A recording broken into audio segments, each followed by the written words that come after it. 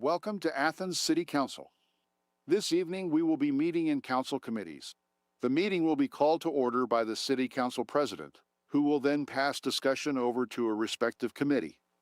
The chair of the committee will introduce the discussion topics and provide an overview of the issues at hand.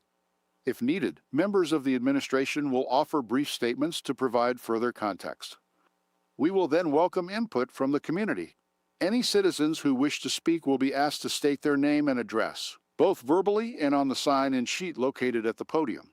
Individuals will be given one opportunity to share their thoughts, and the committee chair will have the authority to limit each speaker to 3 minutes.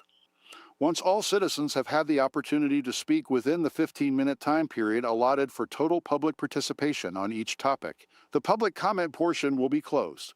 Council committee members will then continue their deliberations. There may be additional questions directed to the administration during this time. When the discussion on the topic concludes, the chair will indicate whether legislation will be introduced at the next regular session of council and move on to the next item on the agenda or adjourn the committee if their work is complete. The next committee chair will then call their committee to order, proceeding in the same manner as before. Once all committees have adjourned, City Council will conclude for the evening.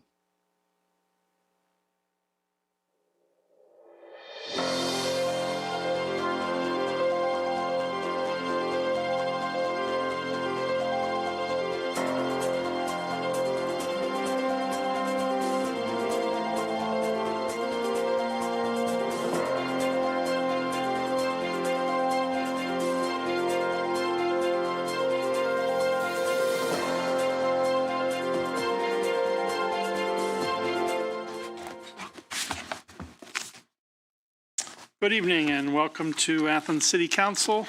It's Monday, September 8th, 2025 at 7:03 p.m. and we are in City Council committee meetings this evening.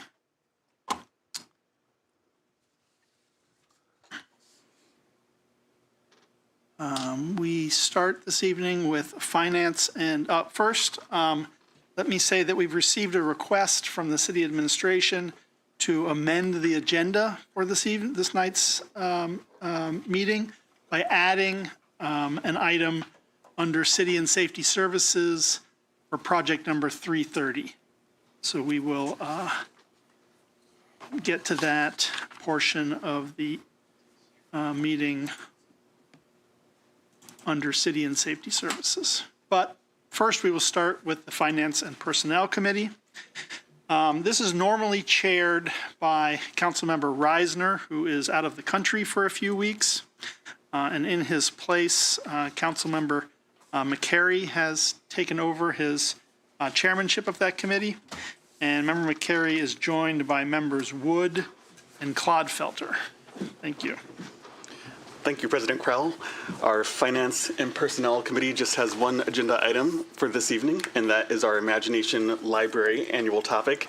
And for that topic, we have Mr. Nick Tippie, who I'll invite to the podium to introduce himself before giving a presentation accompanied by a funding request. And I do believe you also have Dolly Parton with you? Okay, gotcha. Okay. Swing that. Sorry, okay, my mistake. But we would love to hear from you. Thanks for joining us this evening. And do you all have my presentation? Yes, should be up in just a moment here.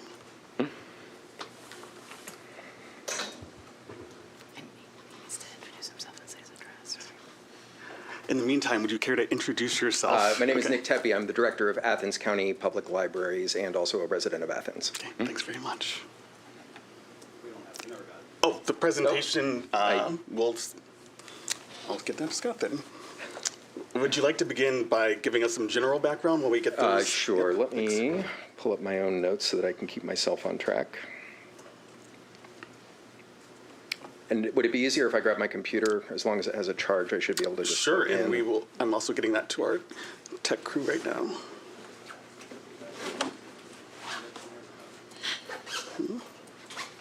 Scott.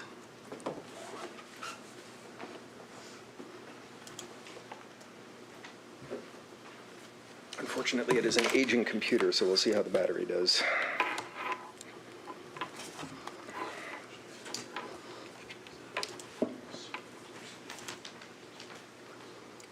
Thanks.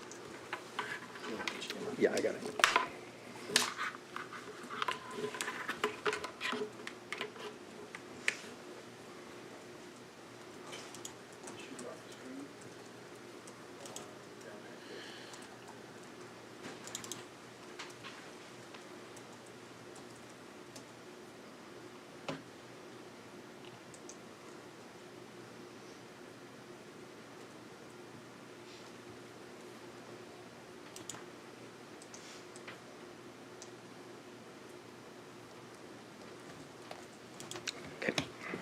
Thanks very much. Apologize for the Great, delay. you got it. All yours. Okay, so as I said, I'm Nick Tepe, I'm the director of Athens County Public Libraries. Today, though, I'm here to talk to you about the Imagination Library here in Ohio and in Athens County specifically. As Chair McCary mentioned, it's been actually now closer to 2 years since the last time I was here. So I'm going to go over this all briefly for a refresher for everyone and for those of you who may not have heard it before. Dolly Parton's Imagination Library was started in 1995. Dolly believed that reading was the key to success, and so she started the Imagination Library with a plan to get a book into the hands of every single child in Sevier County between her birthplace, between ages 0 and 5. The idea is that a free, high-quality, age-appropriate book is mailed monthly direct to the child. It has their name on it. You can't even begin to say how big a deal that is for a kid. And with the Imagination Library, the way it works as it expanded was Dolly covers all of the overhead costs. So the cost of purchasing the books, getting the books printed, working with publishers for rights clearance, and the mailing. The only thing that the local affiliate needs to cover is the book. And they're producing these in bulk, so even though the cost went up last year, it is still only $2.60 per child per month. This is a fantastic way to get books into the hands of kids who otherwise would not easily have access to them. Here in Athens County, in particular, we are in what's called a book desert. As much as that may be hard to believe, given that we've got Ohio University right here, we actually don't have access to books very easily in this area, particularly once you get outside of Athens City. So this has been a huge boon to our community. In Ohio, the DeWines believe very strongly in the Imagination Library, and so they launched a campaign to have every county in the state signed up with the Imagination Library during his time as governor. There were several counties around the state that had the Imagination Library already. Greene County, the DeWines' home county, has had it for many years, and my friend Carl Colon, the director of Greene County Public Libraries, helps to administer the program there. Prior to coming to Athens, I was the library director in Chillicothe. We also had the Imagination Library there as well. But when the DeWines kicked off this effort, they went around to all the counties trying to figure out how they could make this happen. And to make it easier, they put into the budget that the state would cover half of the cost of the Imagination Library as long as the county agreed to set up with it. Here in Athens, we jumped on this, of course, and we launched our local Imagination Library in January of 2020 with the Athens County Foundation as our 501c3 partner. So they're the ones who manage the funds for this. Athens County Public Libraries, we are the official local affiliate, and we handle the administration of the program. And we've received donations totaling well over $45,000 over the last 5 years of the program from the local community, from local organizations, and so forth, and as well from Athens City. To give you all an update about where we are with the Imagination Library in Athens County. Currently, we have 1,684 children between the ages of 0 and 5 enrolled in Athens County. Now, that chart that's up on the screen there, Dolly uses census numbers to estimate the total eligible population in all the different areas of the county. It's done by zip code. Those numbers are off because you will notice, for example, that New Marshfield, Waterloo, they estimate that there are 8 eligible children in that area. We have 40 signed up, so the numbers are a little squidgy. But the total number for Athens County is probably relatively accurate. I estimate 2,540 eligible children in the county. We currently have 1,684 signed up for a very respectable 66%. The DeWines had a goal to get up to 60% of children enrolled in every county across the state. We had that virtually on the 3rd year. We were already exceeding 60%. It's hard to get very much higher than that just because of transients, because of the amount of reach that you have, that sort of thing. So exceeding 60% is actually a really good benchmark to hit. Just to give you an idea, though, you'll notice that between 2024 and the latest numbers that I pulled in September just the other day, it looks like we went down. It's important to recognize that that number does fluctuate up and down as children age into and out of the program. But in 2025 so far, just in the first 9 months of 2025, we've already had 254 new enrollments. So as children are rolling out, new children are definitely coming back in.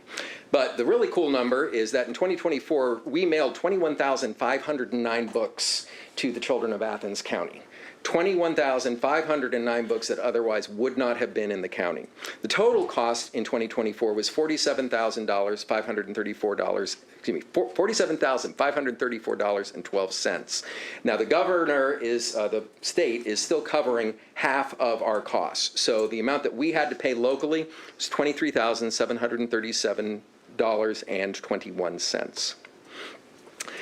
So when we first started doing this, when I was first approached by Councilman Swank and by Mayor Patterson to see if the city would be able to help with the costs of this, they asked us to look into, well, how many of those kids are in Athens? So currently we have 642 children who are enrolled in the 45701 zip code. And going through those addresses show that we currently have 319 Athens city addresses in that. That means approximately $829 per month is spent for Athens city children. And that means our total cost for Athens city children, and that should read 2025, would be $9,950. Now, what I can tell you is going back and looking at that number when it was a little bit higher, when it was up closer to $1,800, we were a little bit over $10,000. And the last time I was here, I know that council had some discussion about the possibility of just putting something in to fund this year after year. It looks to me like we are stabilizing at around that number for Athens city. So I believe that if the city was willing to give $10,000 every single year to the Imagination Library, that should cover the cost of Athens city children's participation in the library well into the future. Now, a few other updates for you to know. First off, for this next biennium budget, the Imagination Library was still included in the budget. So all the way through June of 2027, half of the costs will continue to be covered by the state budget. As we all know, though, things are changing in Columbus, and Governor DeWine is term limited out, so we don't know what's going to happen after June of 2027. This was a passion project for the DeWines that they made sure stayed funded every year he was in office. Again, we don't know what's going to happen when he's no longer in office. Another factor that is going to be changing things for us, and this was another thing that the DeWines were very passionate about, they have made an arrangement with the Ohio Department of Health and Dolly Parton Imagination Library that there's now a checkbox on the birth parent worksheet. This is the official worksheet that is used when a new child is born in any birthing center, and it just says, do you want to participate in the Imagination Library, yes or no? If the parent says yes, then that information is immediately transmitted along with the contact information to the Imagination Library's database, and they are automatically enrolled in the program. That's great. That means more kids are going to be signed up for it. And here in Athens, Oblenis was already doing this with volunteers. Because it was volunteer-driven, we probably weren't catching every kid, and now we're going to catch every kid. So there's a decent chance that our enrollment numbers will go up. Now, a lot of the folks who give birth at Oblenis are not from Athens County, so those ones will be getting registered to the different county affiliates. But here in Athens, chances are we will see a slight increase in the number of kids signing up. Again, though, I do think that if we were able to kick in $10,000 from Athens City, that should cover the costs of Athens City children's participation in the Imagination Library for the foreseeable future. And if you have any questions, I'd be happy to answer them. Thank you. I'm sure that we will. First, we'll begin with the administration. Do you have any comments, Mr. Mayor? I do have a comment, pretty simple, is that when Nick and I discussed this years ago, I guess since its inception, that it was a great way to get books in the hands of not just children, but in newborns, so the parents could read to the kids. So again, I continue to support this program. I think it's the right thing to do for our county, for our citizens. Again, I'm in favor of it. Thank you. There may be additional questions from the Committee for Administration, but we'll check with the audience. Does the audience have any questions or comments about the Imagination Library in Ohio? If so, please take the podium and introduce yourself, letting us know who you are, if you're representing yourself or a group, and your address. All right, Alan Swank, sit in that chair normally, but today I'm out here with the citizens. I live 40 Townsend Place on the Near East Side. This is my favorite meeting of the year. I can say that in all sincerity. And I didn't bring Dolly with me, but I brought two of Dolly's books. These are the most recent two. This is going to 2-year-olds, and this is going to 4-year-olds. And I really like this one because it's K is for kindness. When I grew up in Akron in the 60s, I thought everybody had books. In fact, by the time I was 5 years old, my parents had already purchased 3 sets of encyclopedias. 3 sets of encyclopedias. Now, I heard Mary Abel laugh back here. She's about the same age as I am, but for the young people in the audience, encyclopedia is what we used before Google. And my parents felt we needed 3 sets. But in the early 80s, I came to Athens, late 70s, early 80s, and I taught at Athens High School. And I taught a program for what we called back then dropout-prone students. Today, we're a little kinder for this book, and we refer to those students as at risk. And part of that program was doing home visits. And I was shocked very quickly after 3 visits that after visiting those first 3 homes, I did not see one book in any of those houses. What I assumed that everyone had, very, very few people had. Brian, can you put up that picture, please? This is one of my favorite pictures. This was taken outside the library in Blowing Rock, North Carolina. The young lady on the left is my 7-year-old granddaughter, no longer 7. She's now a starting outside hitter at Athens High School. And the little girl with the sunglasses is no longer 5. She's now the middle hitter as a freshman at Athens High School. But can you imagine the situation these 2 kids are in, where not only they're on vacation, but they're in a situation where they can take their books with them, compared to one of those first 3 houses I went to that didn't have a book in the house. I believe very, very strongly in this program, and I will certainly encourage, when this comes up for first reading, my fellow council members to get behind this wholeheartedly and possibly consider what Mr. Tepe said today is an ongoing contribution to a very, very important program and a very, very thoughtful thing for the children of this community. And as the mayor said, their parents, because the parents read these to 2-year-olds and 4-year-olds, and then they get to that age and those kids read to the younger children. Thank you. Thank you very much. Do we have any other members of the public present tonight who'd like to ask questions or make a comment on this agenda item? All right. We may need to ask Mr. Tepe to come back to the podium. Any comments or questions from council committee members? Yes. Beth, please. I'm sorry. Okay. Thank you very much, Director Tepe, for coming. I have been a huge fan of this program for many years. I think it is one of the most sort of democratically leveling things in our society, and I mean democratically with a small d. These books go into homes that are really struggling financially, who probably couldn't buy books even if they wanted to. And I just think it's tremendous, knowing how important books were to me when I was a little kid. I'm curious, and if you don't have this, don't worry, I'm not trying to put you on the spot, but I suspect there might be some really good metrics out there for how the ability to participate in the Imagination Library affects children when they start school.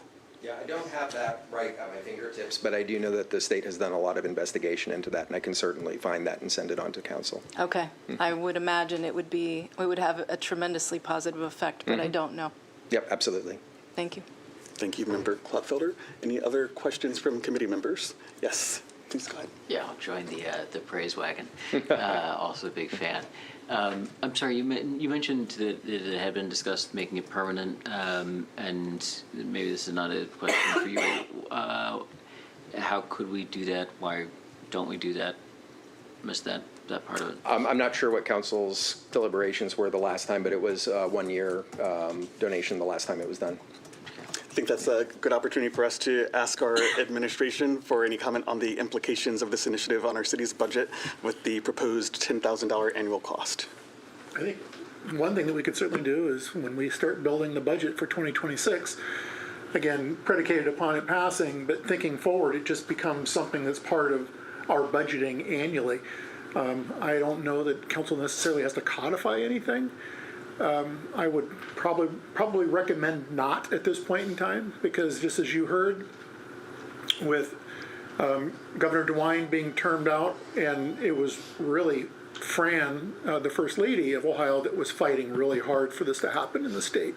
I mean, together they made it truly happen. But as you just heard, the governor is termed out, and so therefore, future administrations may choose to take a different path. I therefore do not.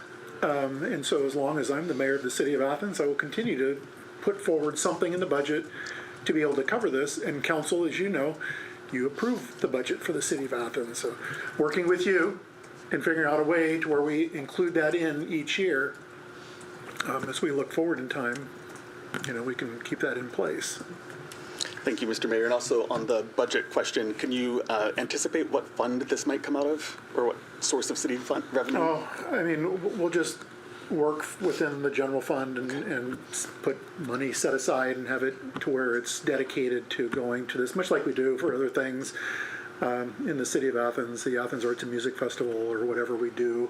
We have a lot of annual events where we're just able to plug and play based upon how the budget is looking year after year. So. I think that's a great segue to, if you could comment on your sense as mayor of how these types of investments still count as city city services, that this is a appropriate use of city funds. I really do. I do because of everything that you heard the director say, and I double down on everything that he says. And I'm a former academician. You guys know that. That's no mystery that I was a professor to you for 18 years in psychology. And to know if you can get a book in the hands of an individual, a family that, again, is sitting there thinking, do I get milk on the table? Am I able to buy Similac? Am I able to buy baby food? And that the trade-off is, it'd be great to have a book, that I can get, even if you walk through Walmart and you go through the discount aisle and you can see a book for something cents. I don't know. I haven't gone down that aisle in a long time. But, but for the city to be able to do that and support that, and knowing that with the registry that you mentioned, you're checking a box, and I'm glad that maybe there's going to be someone who's more efficiently looking and making sure everyone has that opportunity and understands, if you check this box, you're going to have a book delivered every month. Every month. With the kid's name on it, the child's With the kid's name on it. And it's personalized in that way. And now that parent or parents or guardian, whomever, is going to have the opportunity to be able to read to that kid as that kid is growing up, and then that child, I keep saying kid, I apologize, that child, and then that child is going to grow up to read, and that child will be able to read to themselves, and as maybe it was you, Councilmember Swank, sat there and said, and someday start reading to their younger brothers or sisters, or maybe even the dog, I don't know. But the point is they're reading. That's my point, and so we have an opportunity to support this. Mr. Tepe, can you comment on how folks can privately contribute to this? Yes, as I mentioned, the Athens County Foundation is our 501c3 partner, and if you go to their website, which I believe is athensfoundation.org, and you look under giving opportunities, look under the funds, you will find the Imagination Library Fund there, and you can donate there. Wonderful. Any other questions for the administration or for Mr. Tepe from committee members? Okay, I believe that concludes our business for Finance and Personnel. Thank you, Member McCary. We will now move on to the Planning and Development Committee. This is chaired by Member Swank, who is joined by Members Thomas, Spielness, and Wood.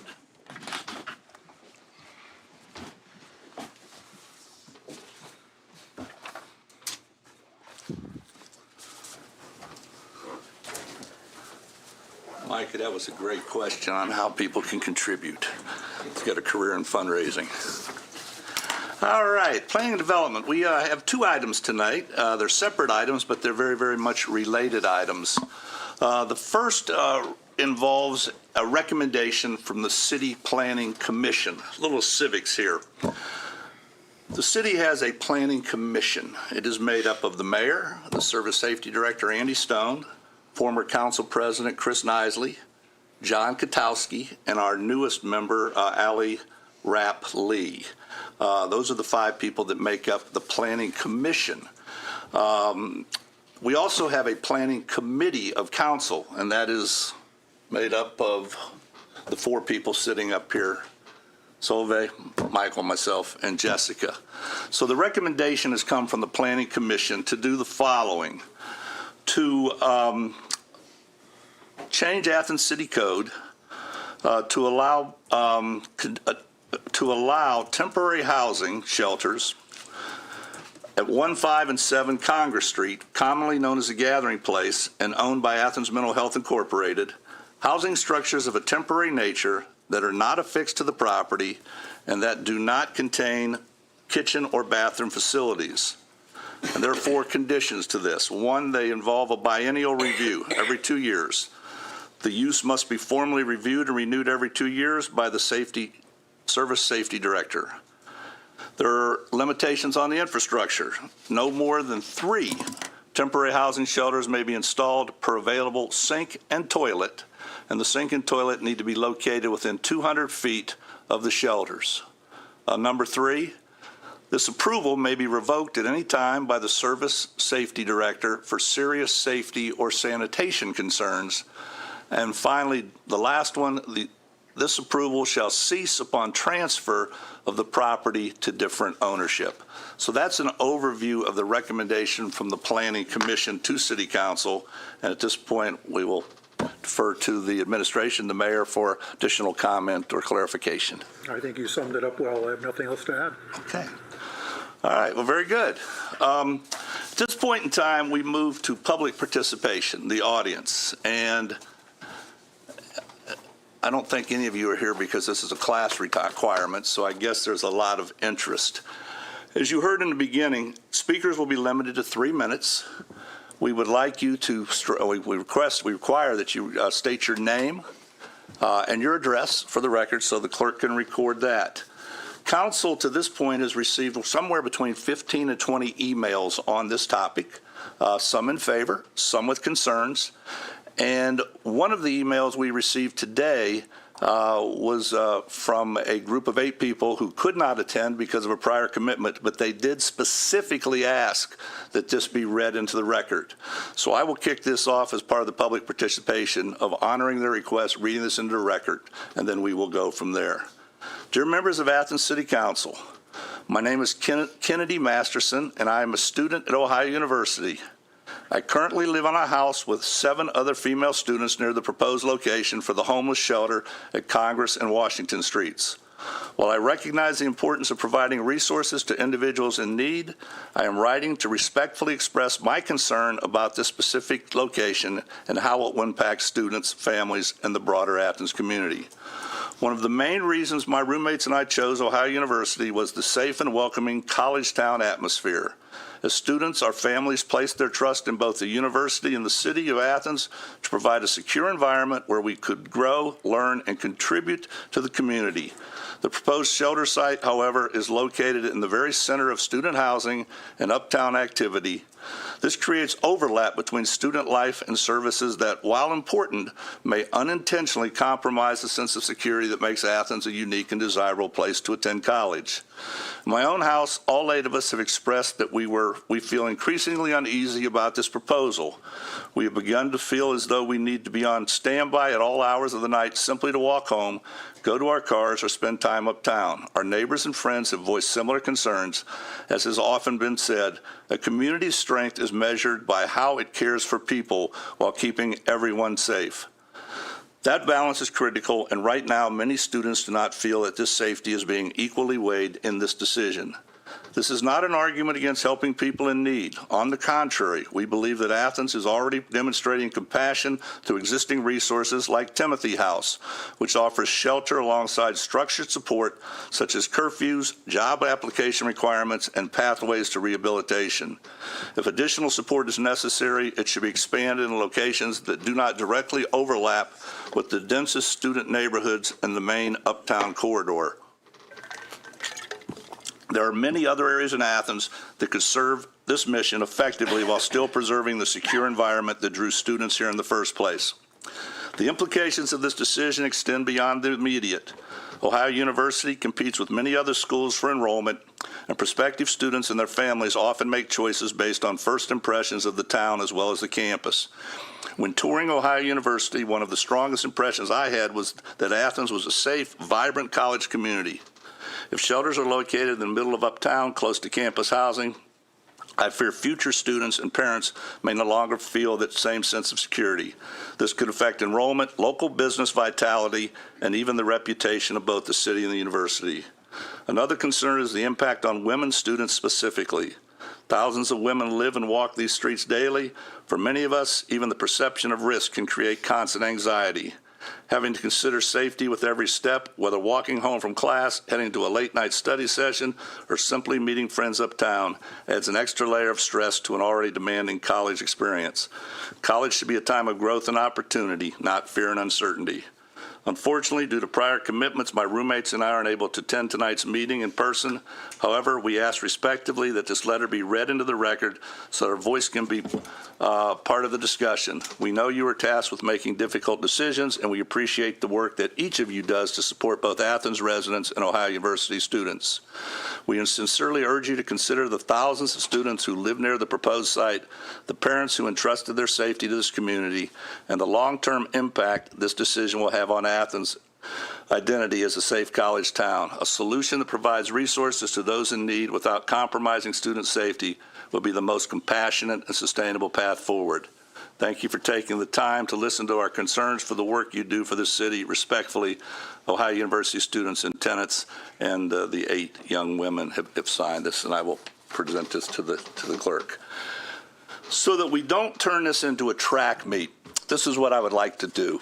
That was a letter of concern. I would like to alternate between those who have concerns and those who support, so that we don't end up with a mad dash to the podium to see who can speak next. So as I mentioned, that was a letter of concern.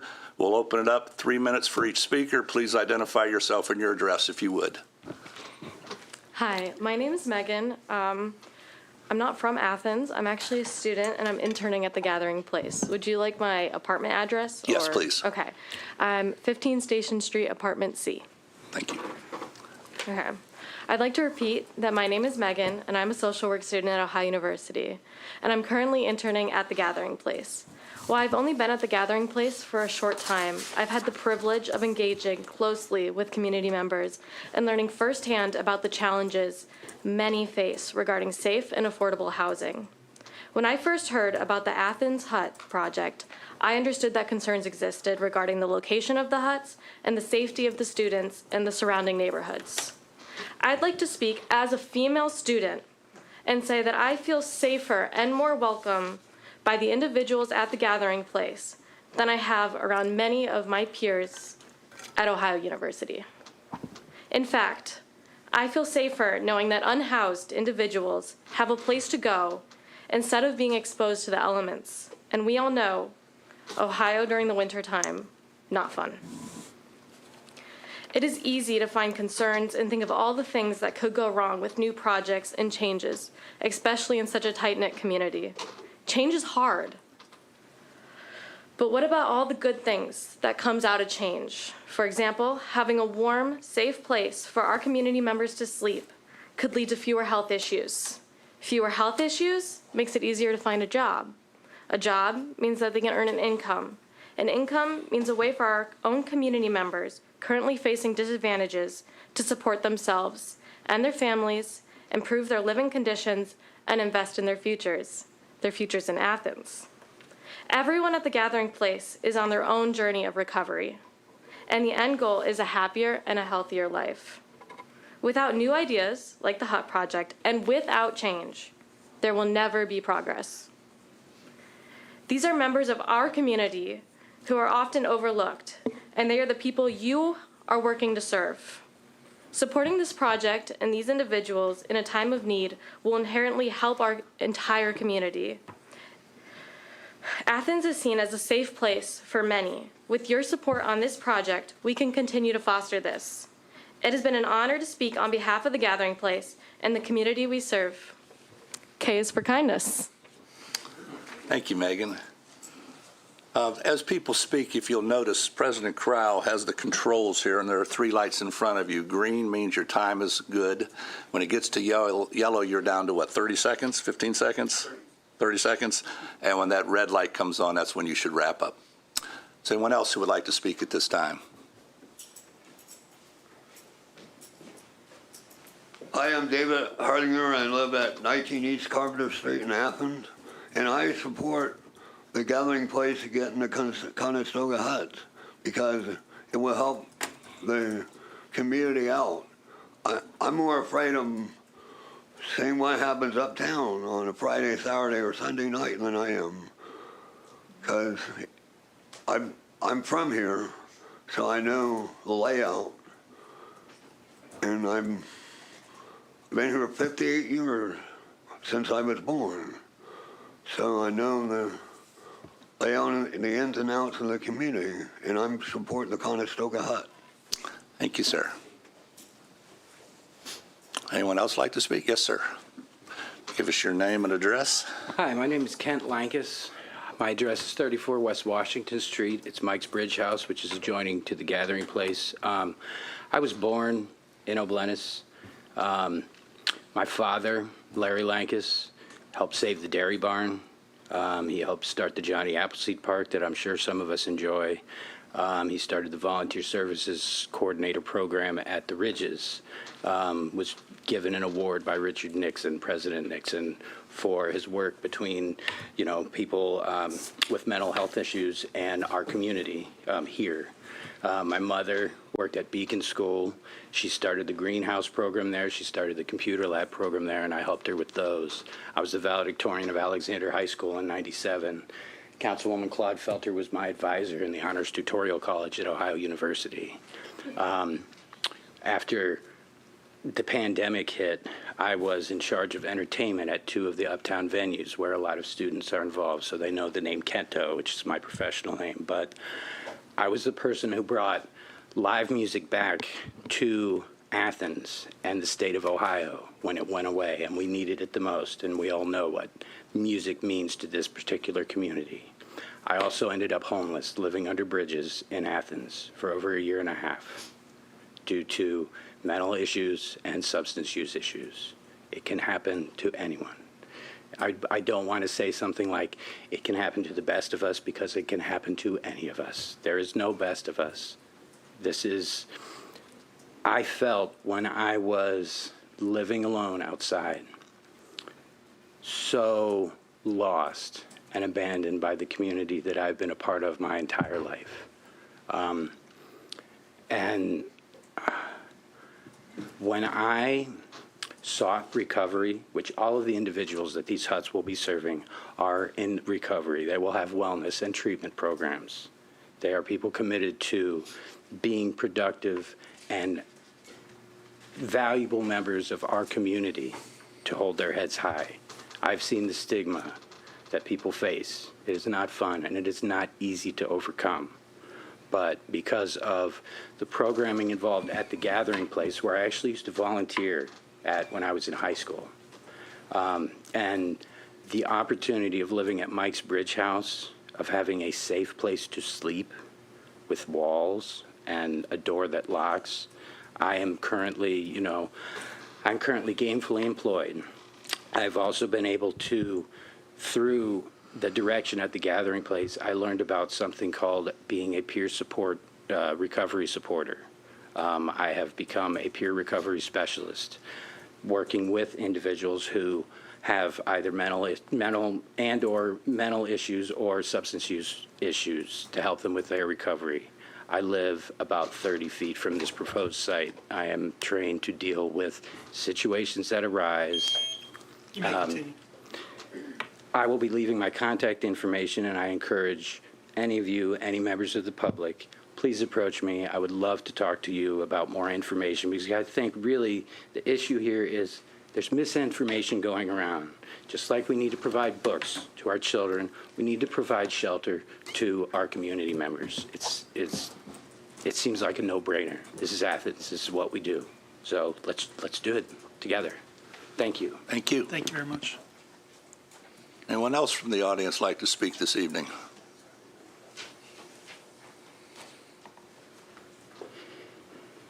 Hello, my name is Craig Helbush.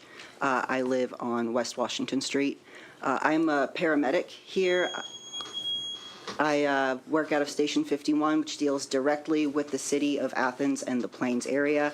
I come into contact with our homeless population fairly frequently because of that, as living on the streets is not exactly sanitary, nor is it safe, and therefore they encounter quite a few medical emergencies, and I oftentimes am one of the first people to respond to that and see that firsthand, the situations that they are living in.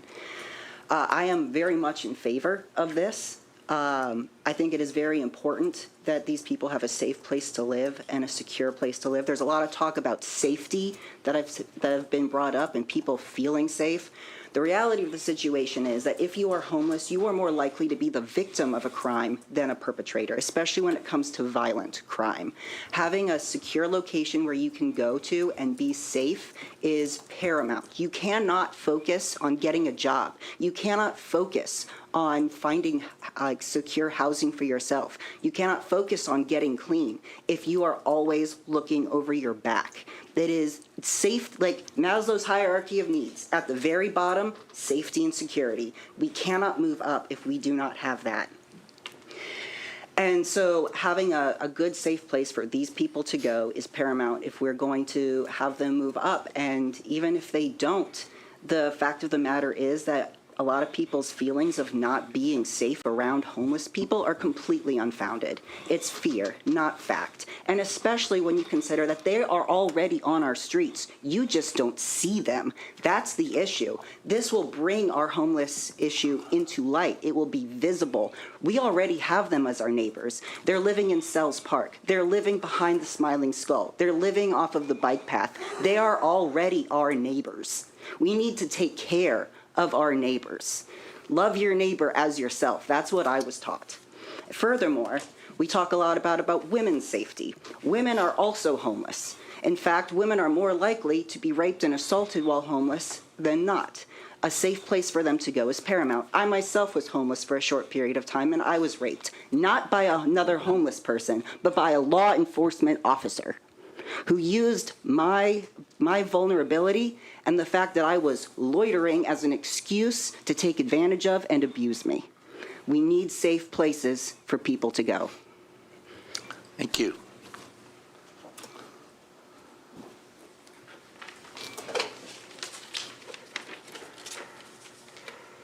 President Corral, members of council, thank you for the opportunity to speak. My name is Ari Faber, and I live on Meadow Lane. I'm here representing United Campus Ministry at 18 North College. I'm here tonight in strong support of the rezoning needed to allow a small number of Conestoga huts to be placed in the Gathering Places parking lot on North Congress. This is a limited, carefully managed pilot that will help real people in our community sleep safely at night while they work towards permanent housing. The need is undeniable. Ohio has a severe shortage of affordable housing, leaving many households with nowhere to go. Athens is no exception. Local analysis shows roughly 10 extremely low-income houses, shows roughly 10 low-income households for every 3.5 affordable housing units. Our only all-ages shelter, the Timothy House, has just 15 beds. We need more safe, temporary options to bridge people into housing. This proposal is modest and well-designed. The Gathering Place has plans The Gathering Place plans 3 secure huts with lockable doors and beds serving about 10 participants per year who are already engaged with case management and mental health services. Huts are for nighttime use only. Staff will unlock them in the evening and lock them again in the mornings. Bathrooms and showers are available within 200 feet. An on-site porta-john will be serviced weekly and locked when not in use. The lot is fenced, gated at night, and covered by 15 security cameras with an on-site house manager next door. After a year, outcomes will be reported and the zoning rechange reevaluated. This is a cautious, accountable approach. I know you've heard safety concerns, but experience from other managed micro shelters and safe stay communities shows they reduce unmanaged camping and can lower calls for service when they're well run and supported. For example, Vancouver, Washington reported a 30% drop in police calls after opening a managed micro shelter site. Research out of Portland State University likewise finds small-scale villages transition people to permanent housing more effectively than large congregate shelters. This initiative also aligns with best practice. Pairing low-barrier shelter with ongoing supportive services is one of the most evidence-backed ways to stabilize people and reduce downstream costs to healthcare and public safety systems. The Gathering Place has nearly 50 years of trusted service in Athens and has secured philanthropic support from Sisters Health Foundation to fund the pilot. The combination of local credibility and outside investment is exactly what we should be encouraging. Finally, this rezoning is tightly scoped to one parcel for a small number of units with a built-in review after 1 year. It gives the city a prudent, low-cost tool to meet urgent need while collecting local outcome data to inform future decisions. Tonight, you can say clearly to our unhoused neighbors that Athens cares and we're acting. Thank you. Thank you.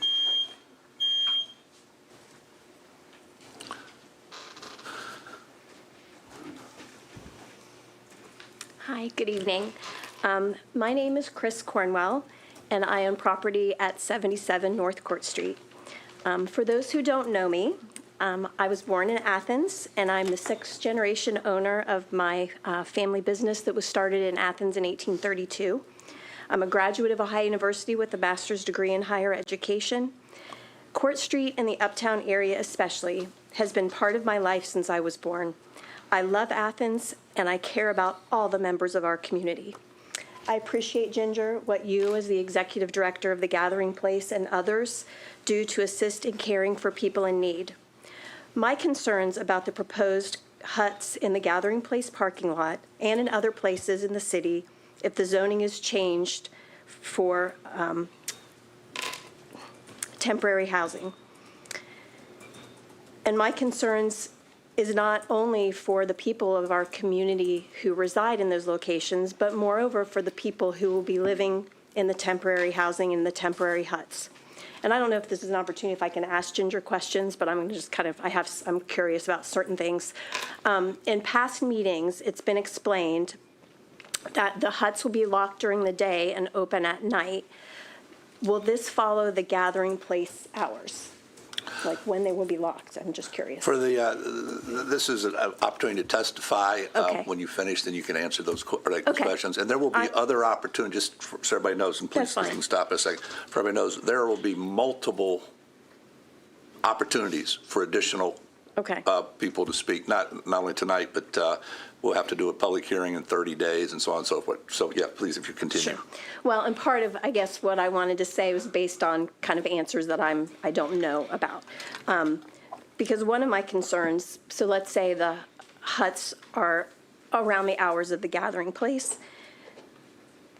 If people are closed out of their homes, if the Gathering Place on weekdays closes at 6, so if they're locked out until 6, but then the house opens, what does that look like? Meaning, I don't think it's right to say to the residents, oh, well, you have to go in your hut from 6 p.m. until the Gathering Place opens up again at 9 in the morning, for instance. So I think as a city, we need to be cognizant of that, be talking about that. Is it going to have a campground feel? Will people put chairs around their huts? I mean, if this is a community, I think people need to feel like these are their homes. In that regard, then, for me, is this the best place and the best location for that to happen? I don't know if that necessarily is. And are there other places in our city that make more sense, that have more green space, that have the opportunities for people to sit outside their temporary homes? I don't see it happening or being necessarily safe at the Gathering Place parking lot. Those are my concerns. And also, in a parking lot uptown that it's accessible for other people who may not have good intentions, who could access the parking lot, try to access the facilities. Those are all concerns of mine, and I'm just wondering if there are other places that might be better suited and still be helpful to people in our community that are in need. Thank you. Thank you.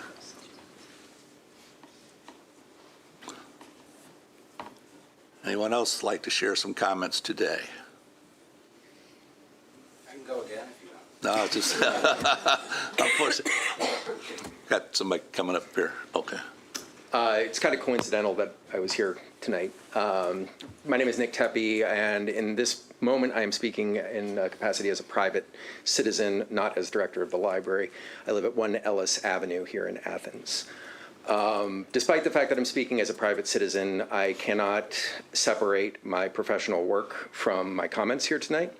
I have worked in libraries for 25 years, and there is not a single year of that I have not worked with people who are unhoused. libraries are one of the few places that remain that people can come to exist without having to pay for something or buy anything. And as a result, we always have people who are in unstable housing at the libraries. That was true in Columbus, where I started my career. That was true in Chillicothe, and it is true here.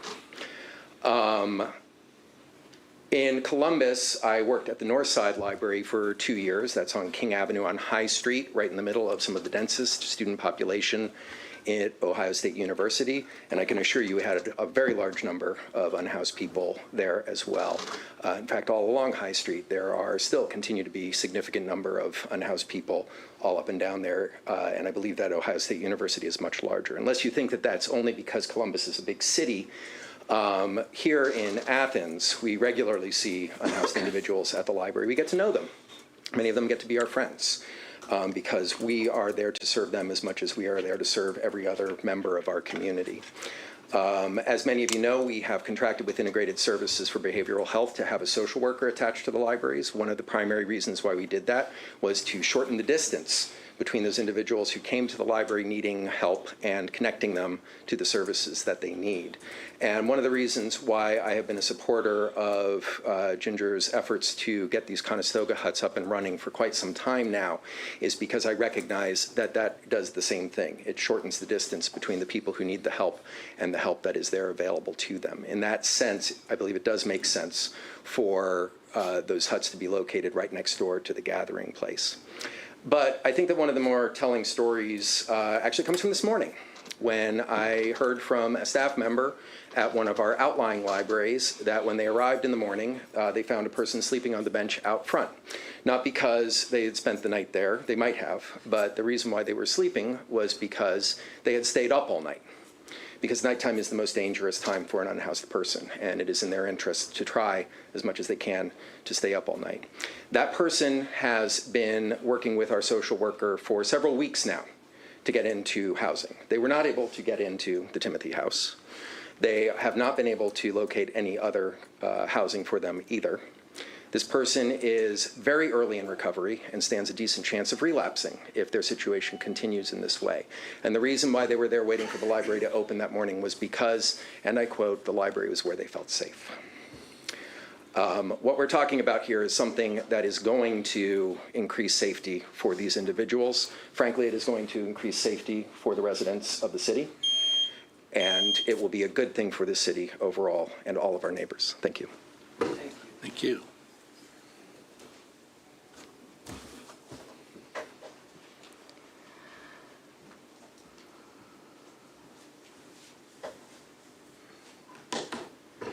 My name is George Turner. I'm a student here at Ohio University, and my address is changing. If not for the support of my friends and family, I too could just as easily find myself homeless in this situation.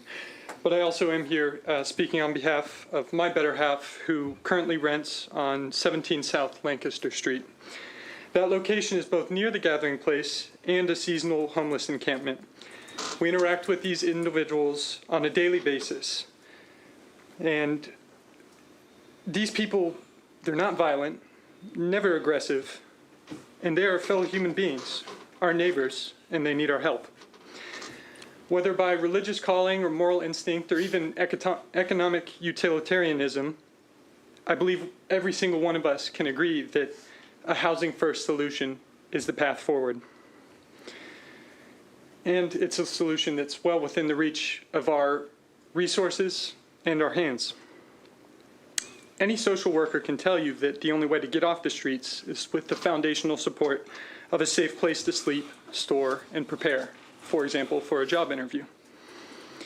And to the point of the initial letter, the student neighborhoods are already heavily patrolled and surveilled, and when addressing the perceived dangers of the housing insecure, safety and security will come in beds that are monitored and tracked. But if we leave people to fend for themselves on the street and try and sweep them under the rug, that's when dangerous scenarios will arise. Even ignoring the close proximity of the sheriff and the police department, let's take a moment to recognize the skill and dedication of the workers at the gathering place and at Mike's Pledge, who have always and will always put the safety of this community even above their mission of service. Regarding the letter, I liked their wording that college should be a place of growth and opportunity. not of fear and uncertainty. Sleeping on the street in a tent, on a bench, that is fear. That is uncertainty. And in these Ohio winters, that is death. This city, these bricks, they're not just some facade built to entice children into coming here to burn their parents' money. This is a living, breathing community, and one of the best damn communities in Ohio at that.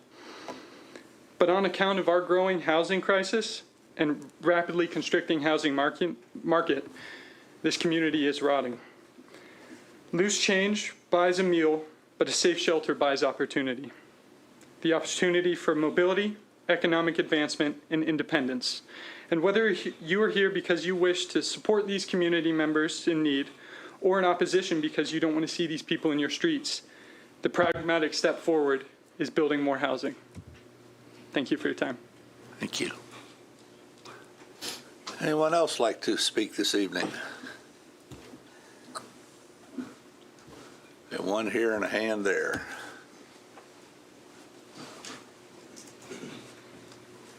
Hi, my name is Nolan Arndt. I live on 15 South Congress Street.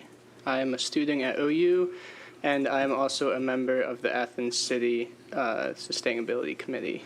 I live within eyesight that every day I walk outside of my door, I see the gathering place and I see the parking lot that these houses will be put up. I would love to see more. I see no reason why we don't take advantage of the opportunity to provide housing for individuals that need housing. I think it provides opportunity for OU students and members of the community to contribute more to the community. That's the gist of it. I just would love to see them happen. So, thank you. Thank you.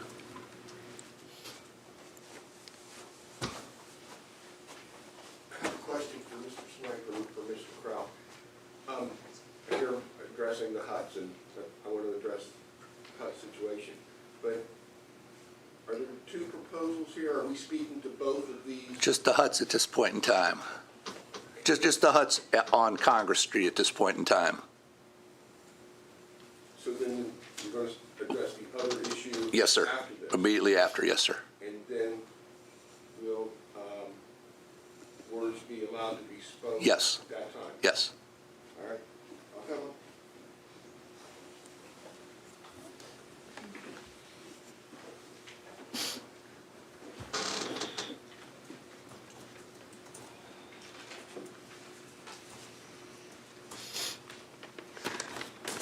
Jack Stoffer, Elmwood Place, East Side, Athens. This issue is not about the gathering place. This is about a common sense approach to deal with the homeless situation that is occurring in Athens City. The key word to keep in mind is common sense.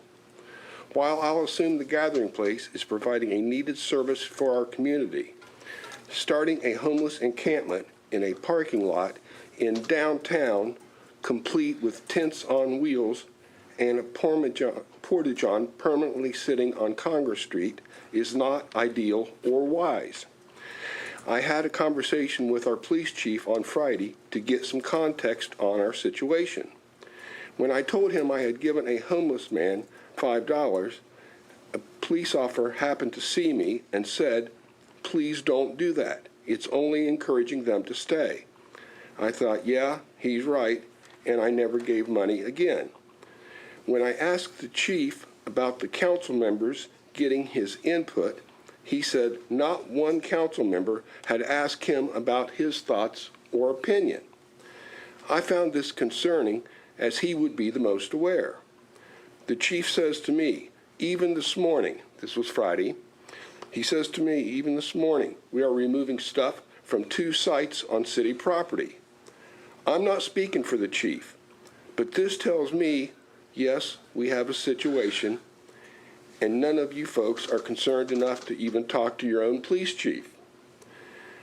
If we don't want them on city property, then why would we want them in a downtown Athens parking lot? The chief concluded, I understand your concerns. OU students, their parents, middle school kids, and tax-paying permanent residents have to walk by, drive by, and see a homeless encampment. I've been in a city and felt this experience, and it makes one feel uncomfortable. You'll start with 3 huts, then later review and possibly expand. This is a slippery slope and needs stopped right here before you head our sweet little town into a smaller version of Portland, Seattle, or etc. Downtown city center is not the place to do this to our community. If there is a true need, as Ginger said to me, with the new apartments coming, we may not need this long. 3 huts or tents on wheels will not solve any problems, and the rest of the homeless people won't leave. To the contrary, more people will find out and be encouraged to come to Athens. As stated in your 2040 comprehensive plan, we will enhance our neighborhoods to maintain a high quality of life and to include a variety of housing choices. A so-called hut or tent on wheels is not a housing choice. Some people take the path of least resistance in life, whether they be mentally ill, druggies, alkies, lazy, or had bad fortune hit them. Desperate people have desperate ways. Let's not encourage this behavior in our town, let alone embrace or enable it. Now, if I've got a few more seconds, I've noticed the way the legislation or proposal is written, that it says 3 huts per toilet. So in other words, there's 3 toilets in the gathering place.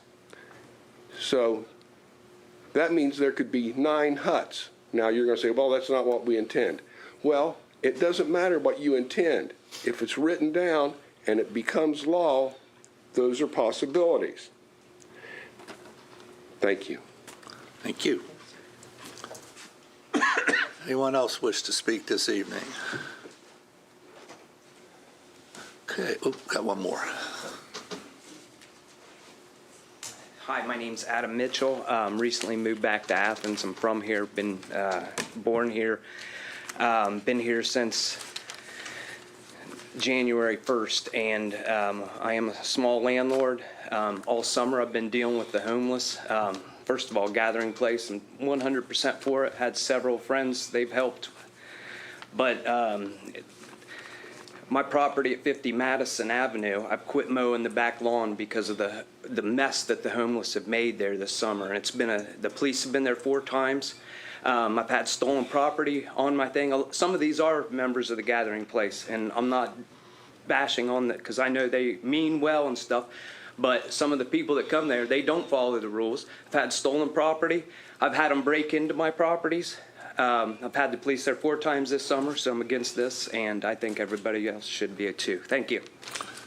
Thank you. We've gone a half hour. What do you think? So I'm Rob Delich. I live at 124 Morris Avenue here in the city. So I'm not going to speak very eloquently about this or try and take up a lot of time, but people that have spoken in favor of this, I think, have said some excellent things, things I can't even come close to do. I will say that the risks and threats to the community that have been talked about today are definitely overblown. I served when I first came to Athens about 8 years ago now. One of the first things that I ended up happening was I was drafted into being on a jury here, and I ended up being the foreman of the jury for a rape trial, for a rape that took place here in uptown Athens. I think as the first speaker said, there is definitely a higher risk to individuals in our city from the community in ways they don't maybe think of those threats. And it's easy to point at the homeless and things they don't understand and think those are threats to them, but I think it's misplaced here. In particular, the risk is completely misplaced. Helping to house the homeless and giving them services they need and getting them on the right track is going to help address the issues the last gentleman just spoke about as well. I think that this is something that's very important here for the city to begin a process of providing better shelter and opportunities for people that are homeless here, to get them the services, to get them the help they need. And we do not have the capability or the capacity we need to do that. And this is the beginning of something. If we say no to this, the next one will be the same arguments. We'll never have an opportunity to help solve this problem. We need to start someplace, and this is where we need to start. In the right place, where we have two businesses, two organizations right there ready to help and provide the services and manage this, is exactly the right location, I believe. So I want to encourage you to support this specific proposal. Thank you very much. Thank you.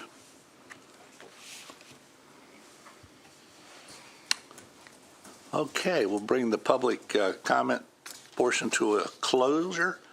Members of the committee. Member Thomas. Ginger, did you want to do your slideshow? She had slides, or That's not part of this evening. I thought that we discussed that earlier in the summer when this was coming. No, that was done at the Planning Commission. This is a recommendation from the Planning Commission. Well, I understand as that. explained to me.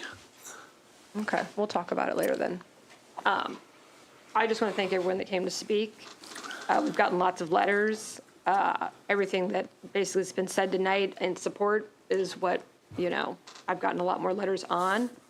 The threat, the risk to safety that we keep hearing about. The gathering place has been in that location, and this is just for the general public that's maybe probably watching, for 50 years. So anyone saying that this is a sudden risk or this is a big change, they were here long before most of us. I've been here 30 years, and they were here before that. Most people don't even know they're there. They're part of the fabric of Uptown. I am Uptown every day and have been Uptown every day for the last 28 years-ish. No problems, There are lots of problems that occur in a city setting, in a downtown setting. The homeless people are not causing any more problems than the average person, and probably less. I've answered a lot of the emails, I think almost all of the emails that came to us, and the biggest response that I am just giving people is that there really isn't any change happening with this particular location. Unless you were planning to sit in their parking lot overnight, none of this affects anybody. The day-to-day is still occurring day-to-day. This is an evening, safe, secure place for people to sleep. It's a private lot, so if you were planning to enter that lot, you're trespassing on Gathering Place property. I don't see a better location for this. I know we've got some comments at other meetings about this isn't the right place, but there really is no right place, is what I'm pretty sure we will come down to find. I agree with what Mr. Latch just said, that this is the best spot. There's facilities there, there's support there are people there wanting to help. And I think this is a great step forward in just figuring out how we can do more to solve the problem that we have. And it's nationwide. So, any little thing. Thank you. Other member, yeah, Solveig? Okay, so yes, I'm a member of council, but I am a retired social work professor at Ohio University. Thank you very much for your service. So since 2008, I had volunteers from my class every semester for 13 years, well, approximately 13 years. And we never had a problem. We never had anybody feel threatened. We had lots of students who said, wow, this was such an eye-opening experience, which I think you're saying it is, and that they had wonderful awakening of what they understood about people who had mental illness and other, serious issues to deal with, and how well the gathering places worked. On top of that, my own two sons also volunteered there, and one of them worked at the gathering place for 4.5 years and left last year to finish his MSW in Seattle. So I have gotten very close to Ginger over the years, and the program I visited many times, and because I taught policy, I am familiar with programs around the country, and I particularly taught my students about housing as one of the many areas that, of course, social workers are going to be concerned with. And I want to go on to say that Ginger and the staff are very well respected, and they also have a good handle on the people that they are serving. They make sure that they get their resources. If somebody's having a difficult day and it's clear that they need help, they call for referrals. They call their, to get them additional help. They look out for their various needs, so they will be better served, that they will hopefully make the best of their lives. And I am just such a fan. I used to tell my students that the Gathering Place, as well as a couple other places, which I won't go into now, have just such amazing services. And one of the things that brought me to want to stay in Athens forever is because I am so proud of a city that cares so much for everybody in the city. It's our history. It's our legacy. It's something that makes us special. And I think that this small addition to housing options is just an excellent move forward. So I thank you. I could say a lot of other stuff, but I will say one other thing. I did put Ginger's letter to explain what was going on Facebook, and frankly, most people contact me through Facebook, so I thought that would be a good idea. So I put the letter on Women of Athens, and I put the letter on the West Side, and I got only positive responses, dozens and dozens of positive responses. So, and these are the people who would be most likely to perhaps say no. I won't quote all of them, but I thought I would mention a couple of things.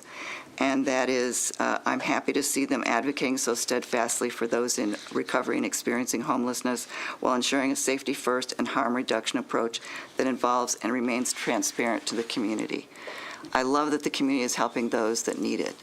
I had the joy of working at the Gathering Place in my 20s. Some of my favorite conversations and art projects filled my afternoons. Grateful we have an important organization, and it goes on like that.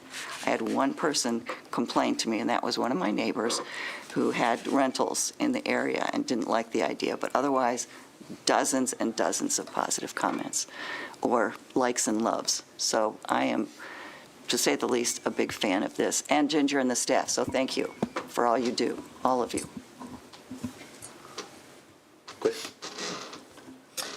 Yeah.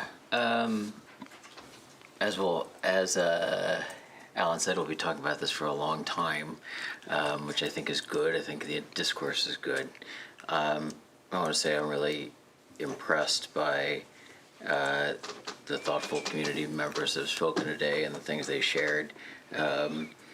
Some people putting themselves out there and sharing their own personal testimony that I thought was really moving, and I'm really thankful to that. I'm thankful to the Gathering Place for having an innovative solution.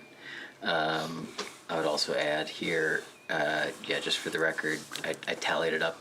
We've received 2-to-1 positive feedback on this proposal. Even more today in person, which is great. I think Solveig would back me up that the data also backs up that Housing First policy is helping people get into housing, reduces crime, reduces incidents of harm both to those populations and to those that are housed. So if you would like a safer, more operating community, these type of policies will move you there. It's a little scary to take that leap because it sounds like you're inviting this sort of thing, but these issues are already here. And so if you'd like them to go away, the best way to do that is to help people in need stop experiencing that need. This is a cheap way to do it. It doesn't take up a house or some other thing. It uses existing space. It's overwhelmingly a positive. And so I think it's a little scary to take that leap sometimes, but I think we'll all do it together. We'll all hold hands. K is for kindness. I brought the right book today. Yeah, you really did. Home run. So yeah, I just wanted to express my thanks to everybody and thank you to the leadership of the group. Any other comments from the members of the committee? Okay, next steps. This proposal plus the one we're going to speak to in a few moments both require a public hearing. The law states for a public hearing that we have to publish in a paper of general circulation 30-day notice, which means that in October, the second business meeting of we've passed the first business meeting for the 30 days. The second business meeting of the month in October, which would be the 20th, we're going to have a public hearing on this topic and the one coming up. At that point in time, you'll be able to come again, speak, share your thoughts, maybe answer some of the questions that were asked, so that we continue the conversation. But anytime we have this sort of change to city code, it does require a public hearing, and that's set by the state of Ohio. Yes, ma'am. Just to clarify, in case anyone's not sure, too, we'll be proceeding with first readings, second readings, third readings, and the public hearing will be. Perhaps.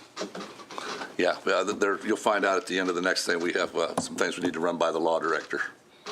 Okay. So he wraps up the first topic. The second one deals with, sure I get the right one here, changing a section of the code, Title 23, conditionally permitted uses. Temporary housing shelters, housing structures of a temporary nature that are not affixed to the property and that do not contain kitchen or bathroom facilities. One sink and one toilet must be available for use within 200 feet for every 3 temporary housing shelters. Now, here's where we get a little different. Prior approval of the Service Safety Director must be obtained before the approval of the Board of Zoning Appeals of this use. Temporary housing shelter shelter use may be reapproved every year by the Safety Service Director. Ryan, if you'd be so kind to put up that zoning map. Okay. What we're talking about here is allowing this in B3 zones and R3 zones. R3 is multifamily residential, and that is the R3. Brown. All of this is brown. So if you live down Schaefer Street and, not Schaefer Street, Stewart Street, yes, Stewart Street, Elliott, and all of that, all that's brown, South Green area. So mainly the Ohio University campus and those streets right near it, all that brown area. And if you want to look at this, you can go on Google, not an encyclopedia, you can Google the Athens City zoning map, and this will pop up when you do that. The other is the B3, and that is the red. So out on East State Street, on the north side of East State Street, basically from the city limits all the way to Strathmore, and then over here by Bob Evans, and on the south side of East State Street, it's where Avalanche Pizza is and all of that. And then over on Stimson Avenue, both sides of the street from Grant all the way up to North Court Street, all of this red. So in B3, which is the red, and R3, which is the brown, these temporary housing structures would be allowed. The difference is they go through a different process, where what we talked about earlier is a one-time granting on that specific plot of land on Congress Street. This is for any of those, first to the City Safety Service Director, and then to the Board of Zoning Appeals for their approval. To administration. Just to clarify, approval or non-approval? True, yes, for their consideration. For their consideration, thank you. I just want to take a moment, and I apologize for doing this, Mr. Chairman, I didn't get the opportunity to say anything during the previous piece of legislation, so if I may, I do want to make it a point that people recognize that last year, when we had a fairly harsh winter, Ginger, I believe it was you that came forward with the idea of, hey, the fire station headquarters is not being used right now, and therefore, can it be used as an emergency shelter because of the extreme cold? Our answer was yes. I mean, use it for sure. The reason I'm bringing that up is, again, the issue or concern about safety. Ginger, correct me if I'm wrong, but there were no issues in that, and there was plenty of overnight stays because there's There was a bat, but I didn't. Oh, a bat. So that was safety for the people who are staying the night there. Yeah. Sorry about the bat. I apologize. It may have been homeless as well. So my point, and thank you for answering that, Ginger, not to put you on the spot, but again, it's reflecting back on the safety concerns. We've opened up the community center in the past as a warming station, and there too, never a recorded incident of anything that was going on or anything missing or taken or anything along those lines. So I just need to say that for when it comes to cities' properties, internal places for people to seek shelter when they need to, that we've not experienced anything in terms of misuse or danger or harm to anyone. So thank you. Thank you. We'll now open it up to members of the public. Any comments on this proposal as it relates to B3 and R3 zones? My name is Kim Kelly. I live in the Albany area, and I have several businesses in Athens. And I'm just here tonight to encourage the City Council to vote no on allowing these temporary housing in the R3 and B3 zones in the city.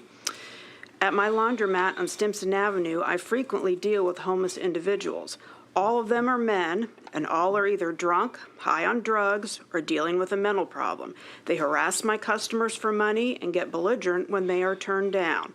I've had to lock my restrooms because the homeless take baths in the restroom, use all the paper towels, steal the toilet paper, break the toilet, and pull the sink off the wall. I'm tired of picking up their trash and used drug needles. I had to lock the electrical outlets on the outside of my building because they plug in their razors and shave their heads and their beards and leave the mess for me to clean up. I've had homeless men asleep at my business front door. I always call the police to no trespass the homeless from my business property, and many of them have outstanding warrants and go to jail. The police are familiar with several individuals commenting, "Oh, Fred will steal anything that's not locked down." My friend is a probation officer, and when I told her the name of one of the men I had trespassed, she said, "It's a good thing you didn't approach him. He hates women and has a history of physical aggression towards them." I came to work one day and found a man sleeping in his car in our parking lot. Things got serious really quick when the police found a gun in his car. More than once, I have gone to the post office on Stimson Avenue early in the morning to collect my mail and found a man lying on the floor in the lobby. I didn't know whether he was asleep, passed out, overdosed, or dead, so I walked across the street and called the police. Aren't we as citizens allowed to go to the post office and feel safe? As a woman, I would be afraid to frequent a business that was housing the homeless, and with my experiences, I can't believe any business would want to house them on their property. If the city truly wants to help the homeless, there needs to be more inpatient, long-term care centers where the homeless would get a place to sleep, 3 meals a day, and treatment for their addictions and mental health issues. Then maybe they can return to be productive members of society, which seems to be the goal of all of us. Thank you. Thank you. Other comments on this recommendation from the Planning Commission? Yes, sir. Go ahead, Ginger. Yep. I really didn't need to talk very much, obviously, but I'm not really sure about this one.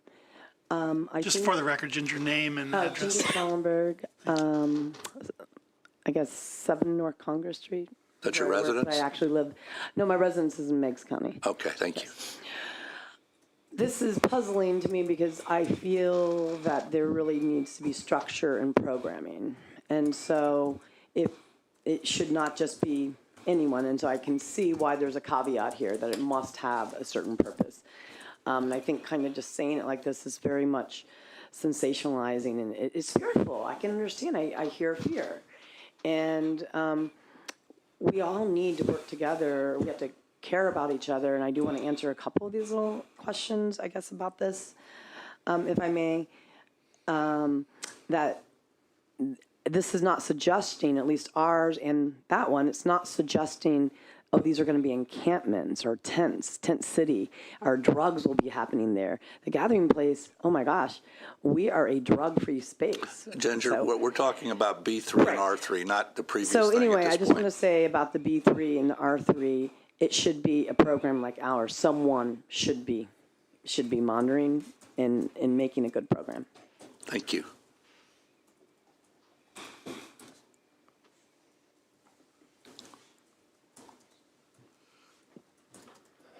Rob Delich, I live at 124 Morris Avenue here in the city.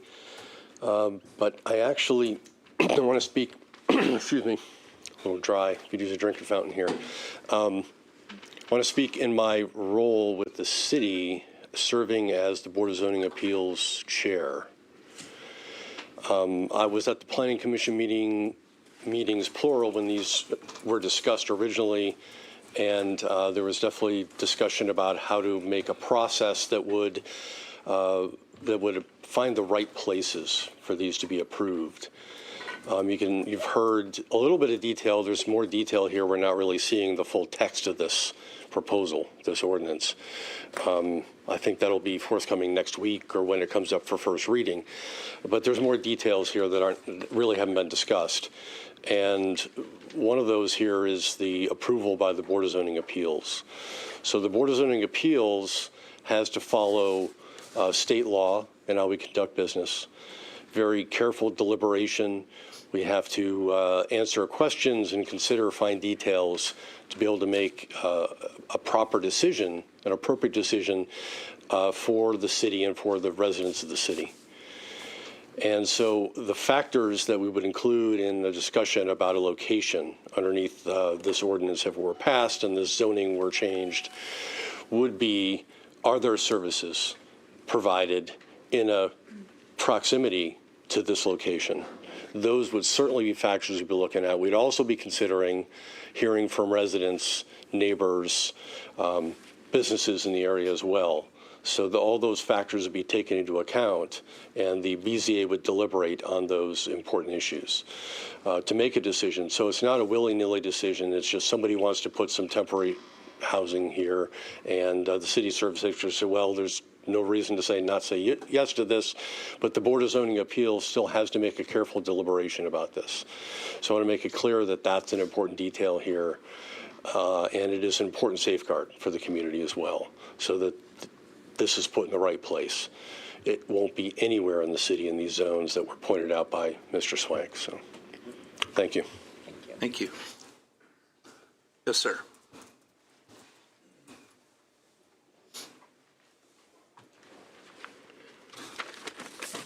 I'm not going to read this whole spiel I just read to you the first time. You heard it. It's on tape. It's a matter of the record. Now that Mr. we're... Stauffer, I'm sorry, once again, your name and address. Excuse me, Jack just for the record. Stauffer, Elmwood Thank you. Place, Athens. Appreciate it. So now we're on to the second one with the B and the R. Now, I'm looking at the document, and it says, temporary housings, e.g., Conestoga huts, tents, must not be permanently affixed to the ground. In other words, if you go with this first set of circumstances from the first, just the R3 zone, you're giving a special privilege to one piece of property and leaving out the rest of the city. Not a good idea. Don't like the idea. This idea manifests itself to something much larger and with much larger negative possibilities. As far as it's got to go in front of the Service Safety Director, appointed by the mayor, we know who he's for.